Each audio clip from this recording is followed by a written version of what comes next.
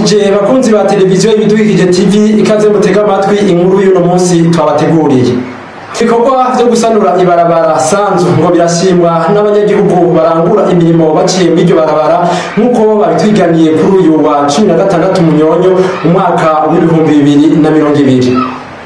Ni muri ya mugenzi wacu Egide Ndwayezu. Iryo barabara Sanzu rihuza amakaritiye ya Mutanga Sud na Mugoboka ari muri komine Mukaza ku mugwa mukuru w'ubutunzi Bujumbura ngo ryari rimaze igihe kitari gito ritorohereza abaricamwo. Bamwe mu barangura imirimo yabo ya misi yose bakoresheje iryo barabara twaganiriye ku wa 16 Munyonyo umwaka wa 2020 batubwiye ko iryo barabara ryari ritorohereza uruja n'uruza. Aha batanga karorero ko mu rudandazwa aho imiduga izana ibidandazwa vyabo ngo ntiyahora ibishikana aho basanzwe badandariza. Abandi nabo bavuga ko mu guca muri iryo barabara bahora bagenda bafise ubwoba uturutse ku kimanga cari carasatuye iryo barabara. Ko abantu barengana mutekano ntangere kandi banezerewe.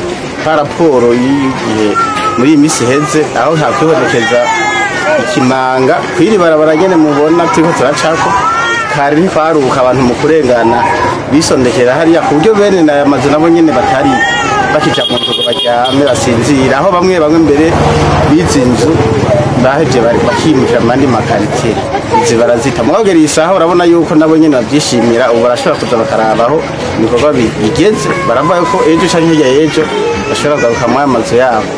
Ubu uye no kuri turashima Imana kuko ubu turahaca mu mutekano ntangere.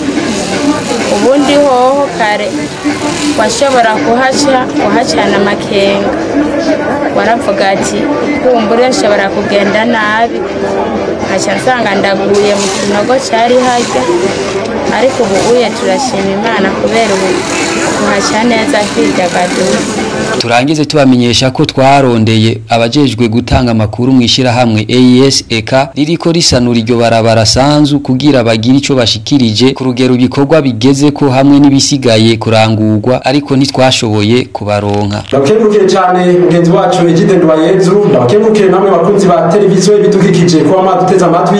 Ni na hano inkuru y'uno munsi igarukiye, tubahe isango ejo aho bukera nagahindukire.